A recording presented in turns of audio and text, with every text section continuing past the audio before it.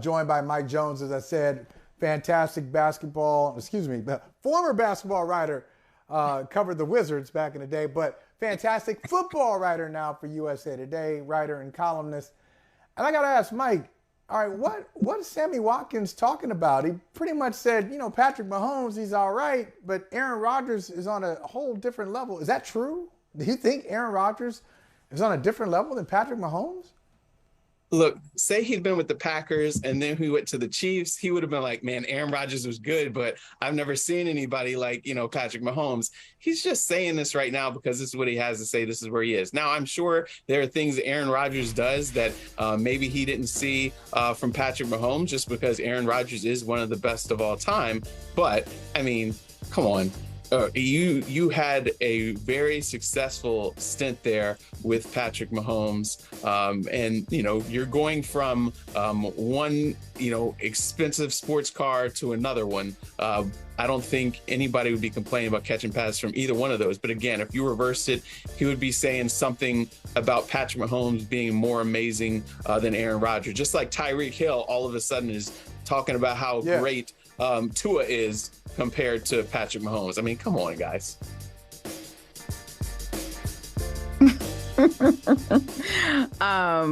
I actually wanted to ask you about Deshaun Watson in that situation. So before we switch gears, I just want to make sure Michael didn't have any follow-up to that. No, go ahead. No, because okay. that's a left turn, but let's make that left turn. That's a hard left. Let's do it. The reason I want to switch gears is because today, Jacoby Brissett responded to a question. I don't know if you've seen it, asking about how tough it is to try not to be Deshaun Watson. And he goes, "It's very easy for me not to be Deshaun." And it felt like it was, I didn't hear the question and the whole context, but it sounded like a loaded response, or there might've been something else that he was insinuating. So I'm curious if you know anything about this, his response, but also just what do you think it's going to be like in that locker room and camaraderie, and how it's going to be incorporating him on that team, on the Browns?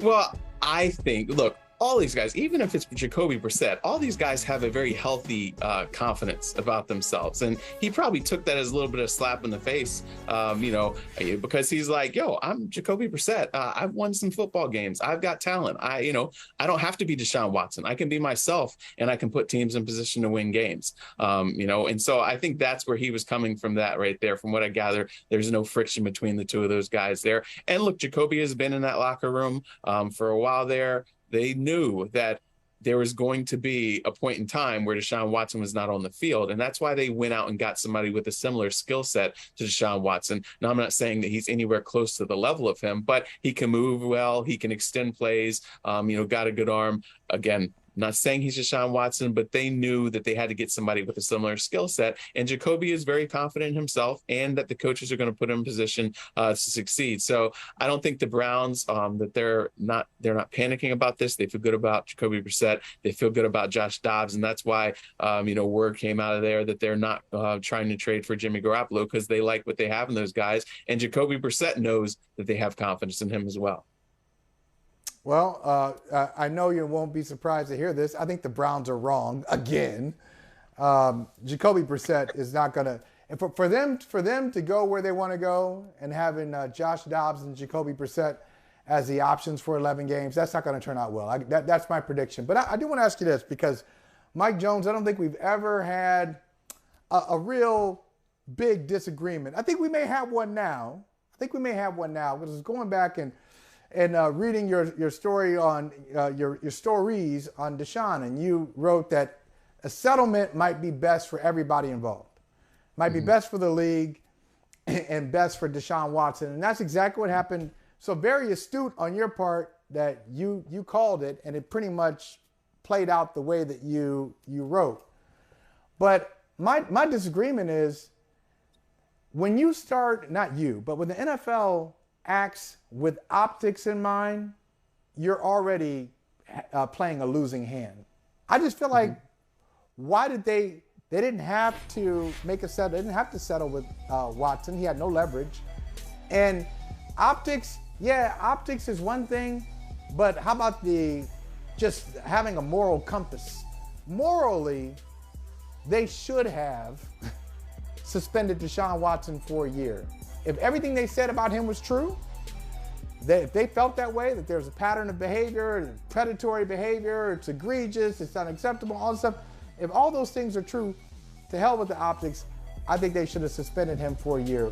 Why do you think this was the best outcome? Okay, we have to get to the point where we stop looking to the NFL for moral compass. Like, the league cares about one thing. These owners, Roger Goodell works for them. They care about money. They care about making money. They don't care about moral compass. They can say what they want. They can try to send a message, and that's what they tried to do. They knew they weren't going to have a leg to stand on in suspending him for a year or more than that, but they had to make it look like they were coming down hard. They knew that, yes, okay, Sue Robinson was, every time any NFL reporter worth, their weight in salt knew that Judge Robinson was going to come down well short of a year, and that Roger Goodell in the league was going to appeal it, and then they were going to try. But they knew that if they did get Peter Harvey to overturn that, then the NFLPA was going to then sue the NFL, and this whole thing was going to be dragged out in court, and there's a very good chance that they were not going to get what they wanted in a year type of suspension. So that's why, yes, that was all optics. And they knew that they had to kind of really have a heavy-fisted approach to this to get Deshaun Watson to be willing to settle. Because the thing is because Judge Robinson came with the 6 games, that made Watson and them feel a little more emboldened. But when Peter Harvey was appointed, someone who's worked with the league on a number of different projects, then his camp started feeling like, oh man, this thing isn't going to go our way. And so that's why they were then able to reach that settlement, because they knew that they had to, otherwise it wasn't going to go well for them. And the league knew, hey, we've got to just get this thing up from 6 games, and we've got to get a big financial penalty, so that way we can avoid going to court. So everybody got something of what they wanted, not everything. And again, a lot of this was a lot of window dressing. It all could have been avoided in June if they had reached a settlement, because the numbers and the games that they were talking about really didn't change from June to August when they finally reached the settlement. It was just a bunch of, window dressing. Well, I get it, but I would say this. Wouldn't you say that the NFL in court has a much stronger position? We saw that with Deflategate and Tom Brady. He tried to take it. He was inches away from taking it to the Supreme Court, and then he withdrew it. He was on his way to the Supreme Court, and he knew he didn't have a chance of beating Roger Goodell. They agreed. This is collectively bargained. And once he said, I've got the final say, what are you going to do? He had the final say. So if Peter Harvey says it's going to be a year, how are you going to overturn that in court when you collectively bargained this arrangement?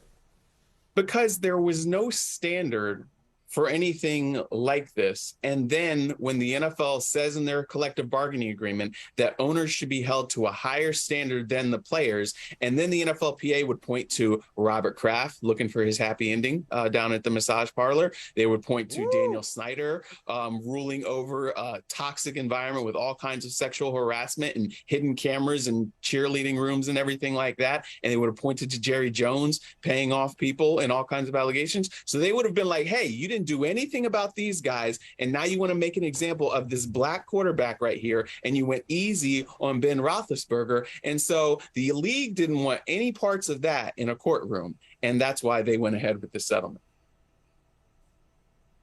So at what point, and I get it, because that definitely would have been like the reaction, but at what point, like, I know you say that we shouldn't like expect certain things from the NFL.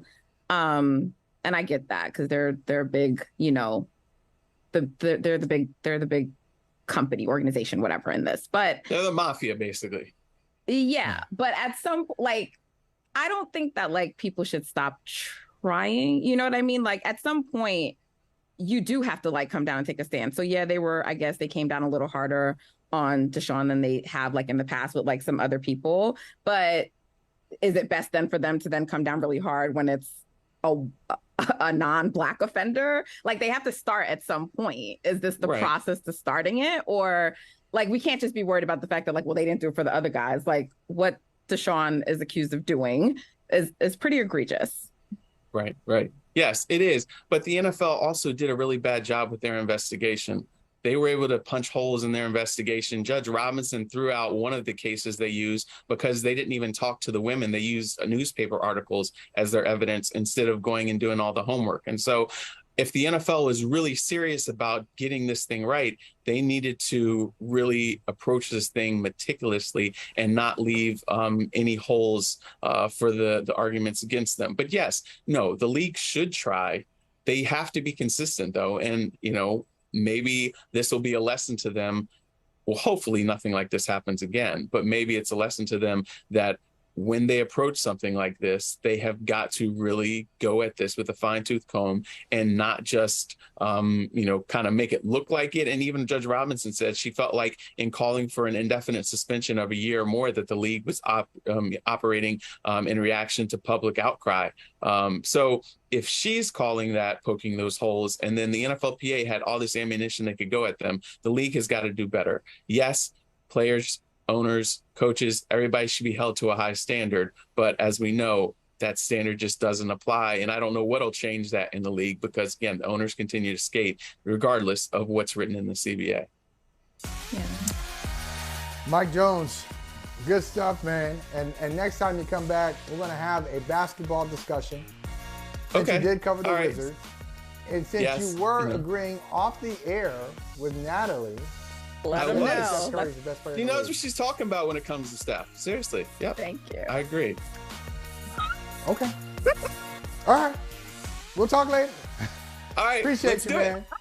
Hey, thanks for watching Brother from Another on YouTube. Make sure you hit subscribe before you leave, and be sure to watch us 3 to 5 p.m. Eastern Time on Peacock. Appreciate you.